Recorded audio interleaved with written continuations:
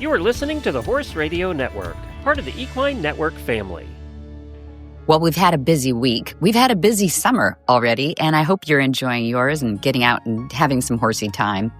This time we sit down with Ian Vandenberghe, and I can't wait to share him with you. Ian has just spent a lifetime with horses, and there are rare people who can say how many different disciplines and how many different kinds of horses his life has touched. We're really excited to have him back, and he's just been a rock in our organization for 30 years. Monty has known him, really, and worked closely with him for 20. So we're excited to introduce you to Ian Vandenberghe, but first, this from HandsOnGloves. Are you ready to deepen your connection with your horse? Then put on some Hands-On Gloves, the grooming gloves that improve the comfort of your horse. Join us as we explore training techniques, horse welfare, and building a true partnership on this podcast. And find Hands-On Gloves wherever you get all your grooming needs for your horse. That's Hands-On Gloves.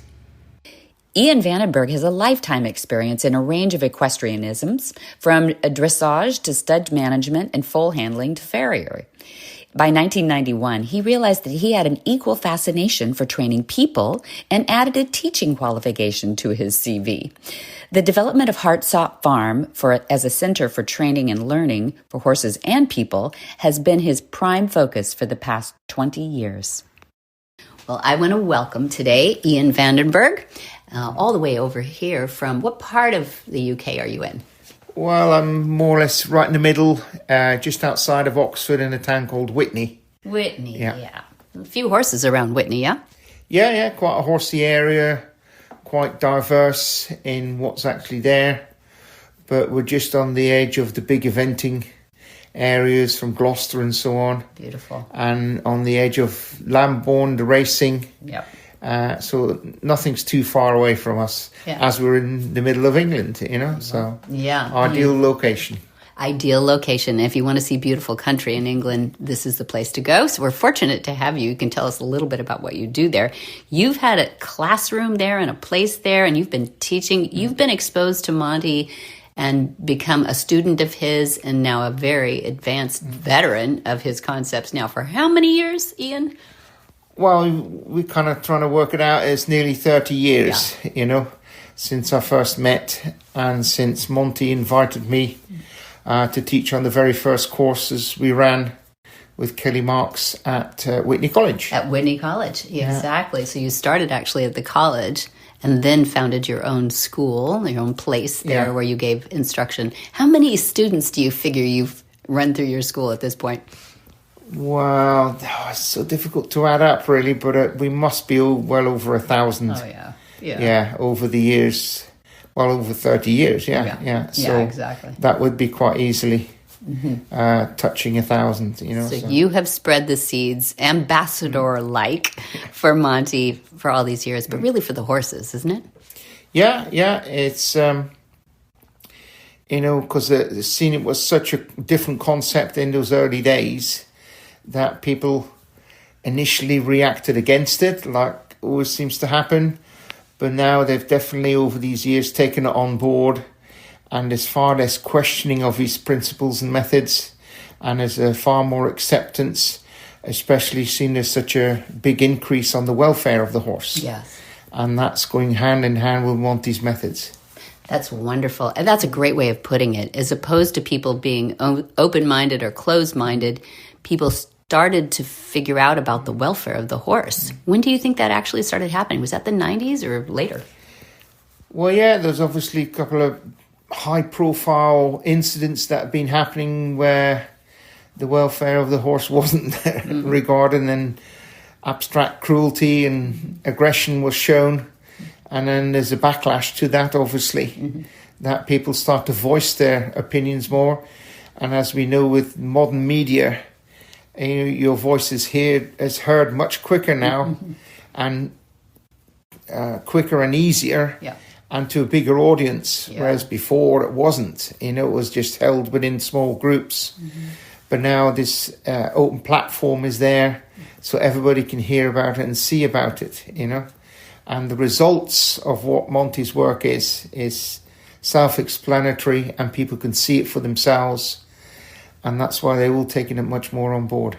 Yeah, I think Dad likes to use the saying, let the horses do the talking for you. Yeah, very much so, and when we're kind of, because my rider, Jake Harris, when he starts competing and stuff like that, and people are kind of noticing what he's doing, so he's taken up to a different level, Yeah, so you can teach anything that Dad's concepts. You've started horses, you've worked with remedial horses, you've worked with the best of professionals as well. What's some of your favorite things to do with horses?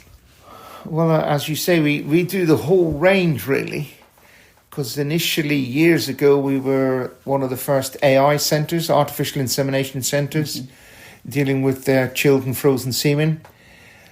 But my wife and I, we have foaled, we think, up nearly 1,000 foals now. Right. And that's the whole range from thoroughbreds, shires, cobs, hackneys, Irish draft, the whole range. Lots of warm bloods as well. Mm-hmm. So we're used to the foaling, the foal handling, because Monty introduced me to the figure of 8 rope, which has really been revolutionized, and I definitely use it, especially on very newborn foals. That is really effective. And then we kind of come to the foal handling as they kind of mature over the months and the period. Then we come to the weaning process. I was introduced to the weaning process at a very stressful methods, where you forcefully separate the mare and foal. But now we've fine-tuned that method, so there's hardly any stress because of the separation. So the mare's not stressed, the foal's not stressed at all, so you can kind of mature into, a sensible adult, rather than a stressed little individual that doesn't know what's going on, Give us some tips on that. What do you do to bring the stress level down? Not ripping them apart, but what do you do to work with them while they're still close? Oh, yeah, close to foaling. Well, you've got to make sure all the preamble's finished. They've done their feet, you've wormed them, you've vaccinated them, all before the weaning process. And then when the actual weaning process comes along, we use a lot of the ramp end panels for that. Because you're doing two things when you're weaning. You're actually separating the mare from the foal, so as a physical disconnect, and you're changing the nutritional intake from the foal as well. So it was predominantly getting milk, but now obviously the food is changing. Obviously gradually the foal would get more grass, but then the milk obviously will stop completely. So there's that transition the horse has to go through. So in very simplistic terms, you can actually separate the mare and foal and put a ramp end panel between them. So they can still see each other. So they're not stressed. So they can still see each other, which settles them down. The only thing that is happening, the foal hasn't got access to the mare's milk. So then you can start introducing different sorts of nutritional sources. That can obviously be done before the weaning process. So there's not a sudden change. But so then gradually you could actually, from a distance point of view, separate them over the next days, weeks, further apart from each other. As long as the foal's got company, you don't kind of leave that foal on its own. If you haven't got a foal of similar age, you can find a granny, an auntie, an uncle, of very good natured, that can kind of be companion to the newly weaned foal. So you need a physical companion for that foal to kind of interact with. There's no point you being the only physical interaction, otherwise they'll start playing with you and then the boundaries gets pushed, and that doesn't work. Oh, I'm glad you said that out loud too, because a lot of people don't have that opportunity within their environment that sometimes they put a foal into, but maybe they should make an extra effort if they could to either find another foal that's even within a few months, or like you said, a nanny, that would be a good position, because they need to learn to be a horse. And sometimes another youngster makes that fun, and sometimes the nanny makes that disciplined. And I think it is important to say out loud, because a lot of people who have just a backyard don't take that into consideration. So thank you for thinking of the horse first. On that. Because one of the worst animal behavior that we come across is the overhandled foal. And especially if they've lost the mother, and then people bottle feed them and so on, and then the foal develops into, it's not a horse. Right. And they don't think themselves as a horse. Right. They think themselves as an equal human. And that's a real problem to handle. Yeah, they're bigger than us. And faster. And people come unstuck with them big time. And there's no easy cure to them. The only thing that we've come across really is quite literally those horses, even at the foal stage, will have to be turned out in a bigger field with more horses, so they become horse again, or learn to be horse in the first place, rather than a human play animal, And what does learn to be a horse look like for you when you say that out loud? I know you're thinking of something. Yeah, it's because it's always strange when you introduce them to a herd. Even the herd realizes they aren't a horse, and they will keep that horse away from the herd or on the fringes. And it takes quite a while for that horse to be accepted within the herd. Weeks, sometimes months, that they actually accept that strange individual to come into the herd. So, and it has to learn to become a horse. So the subtle nuances of horse behavior start to come in there. They notice it straight away that this individual isn't a normal horse. Yeah. So. That's true, even with a normal horse, that there is some introduction to, and hierarchy has to happen and things like that too. But especially with the orphan, maybe people misconceive that they actually have to learn their own language. There is that evolutionary reaction as a flight animal that's always inside them and inherent, but their actual language of boundaries between horses has to be learned, doesn't it? They have to learn the hierarchy system as such, because until then it was just humans and the one horse. So whereas the hierarchy, they want to climb up to the top of the hierarchy and start domineering people. And that's where the problem lies. And you can't train that out of the horse. That doesn't work. And so many people try that, and it doesn't work. You can train a horse, but you can't train an animal that thinks it's a human by training it to become a horse. That doesn't work. That simply doesn't work. It's only horses that can teach another individual to become a horse. And that's what you're kind of looking for. And this process with some horses might never be fully achieved, but you could get there. You're going in the right direction. The other horses will teach this individual to become a horse. Super important, Ian. Thank you for sharing that too. That's wisdom learned, I'm sure, by seeing a lot of horses that people could have handled better. I think people are listening a little closer now to the concepts of equus, the language of horses.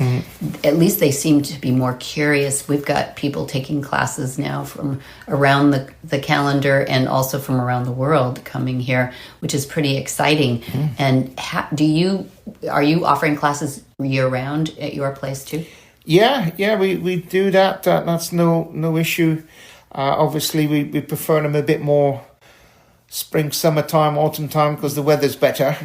But we have run courses in the middle of the winter where it was freezing. Oh boy. And obviously that is detrimental, because if you're kind of standing there observing other students or observing something, you get cold. Yeah.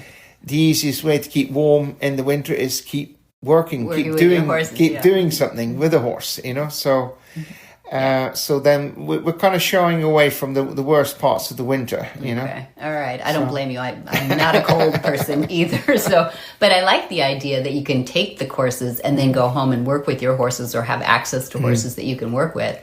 And so we have some intermediate courses now. That the reason you're here in California right now, besides Dad's 90th birthday, which is fun, is also to pick up on some of the teaching now that we're doing for these intermediate courses. So we have intro, intermediate, and advanced courses down the certification pipeline. Some people just take courses because they want to be educated to take home to their own horses or friends. But some people actually want to become instructors. So everybody knows that to learn something is one level, to actually instruct things is another level altogether. What did you learn about the intermediates that was new to you? Well, here, the intermediate level with the new system, the new structure that's in place is definitely a gear up from what we're used to in England. You know, as I said, there's so much more media content, and that people are much more internet savvy, computer savvy on how to deal with that. And here at Flaggers Up, it's been enhanced into that system, because as you're obviously well aware, it's worldwide, and that access is worldwide, you know, so it makes it so much easier for anybody to pick it up at any time and any place. And that is so valuable, because like you when do you learn? Well, when you're in the right frame of mind, so even if it's like you're on a train journey, you've got a half an hour time, you're just chilling out, you can do something there. Or there's nothing on TV and you can kind of find 10 minutes at home. So time and location is not detrimental to learn about the Equus program. Yeah, it's an immersion course. I mean, you're learning a language and you're learning techniques that are very nuancy. That's when it's a language, right? So thank you for putting that. So what are some of the countries that you met here, instructors from? Oh, crikey. Well, I met Michelle again, who I first met 25 years ago here at Flaggers Up. But she's from Argentina. And then I've met Waldo, he's from Brazil, and Miguel. And then, I forget her name now.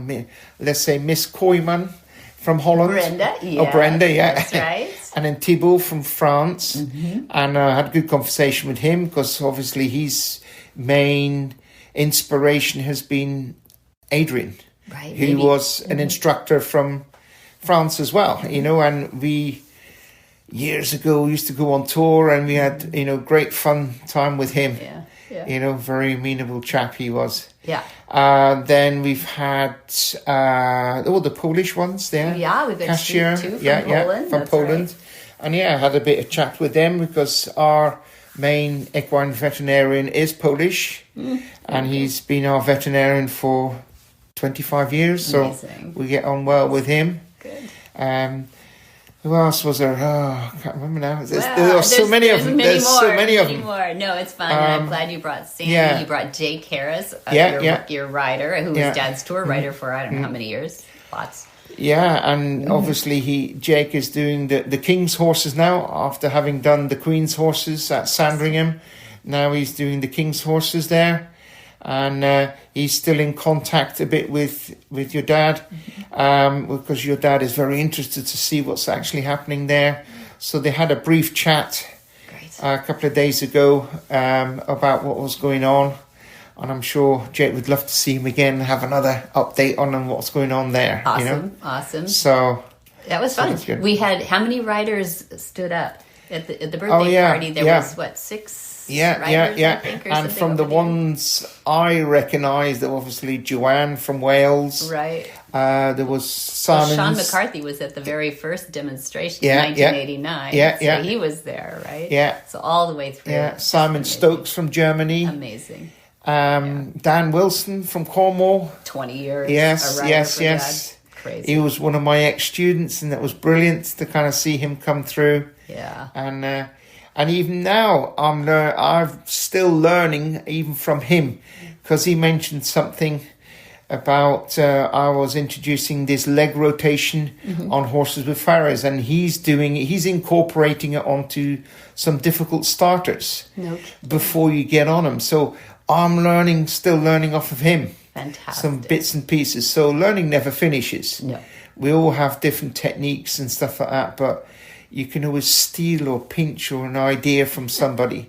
So, I'm really pleased to try this at home, because guess what? We got a tricky little pony. And we kind of getting there, but we're not quite there. And it was difficult to find the next step to kind of get it to chill out. And this might just work. Yes, so I'm keen to go home to kind of have a go with this. I bet you are. Learning never stops. You know? So, I hope not, because we've got a long way to go for good horsemanship, and there's not enough wonderful horsemen like you, Ian Vandenberghe. How do people get a hold of you? Well, the easiest way is, as long as there's a bit of a record. If you ring me up, I tend to forget. Okay. So it's easier to maybe email me. Okay. Yeah.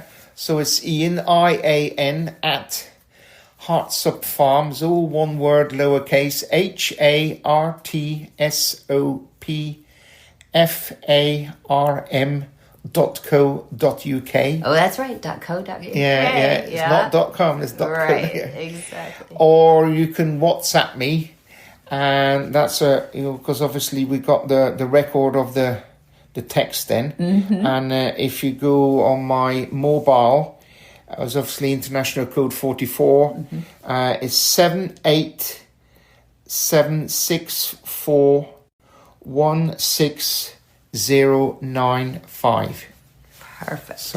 Perfect. Well, thank you. I hope you will either write Ian or ring him up on WhatsApp and check out. What a great way to go see some of the most beautiful country. Oh, in the Cotswolds. In the Cotswolds is beautiful too. Yeah. See a race maybe. Or come see an event over there, eventing, and come meet Ian and Sandy. They're amazing. Have you ever wished you could truly understand what your horse is trying to tell you? At Monty Roberts University, we believe in a gentle path to a deeper connection. Our online video library offers a kind and compassionate approach to horsemanship. Explore a treasure trove of wisdom from Monty Roberts himself. Lessons that teach you to listen, observe, and communicate in a language that your horse understands, his own. Grow your knowledge and build a relationship based on trust, not force. Visit MontyRobertsUniversity.com today. That's MontyRobertsUniversity.com. for a kinder way to connect. For details about today's show, go to HorsemanshipRadio.com, where you can find links and photos and information about our guests. We love connecting with you, so please follow us on Facebook, that's Monty Roberts, or Twitter, that's Monty_Roberts, or Instagram, that's Monty_Roberts. Many thanks to our sponsors, too, that you know who they are. They're HandsOnGloves and Monty Roberts University. Be sure to visit all the other great shows on the Horse Radio Network at horseradionetwork.com. Until next time, have many happy horse hours.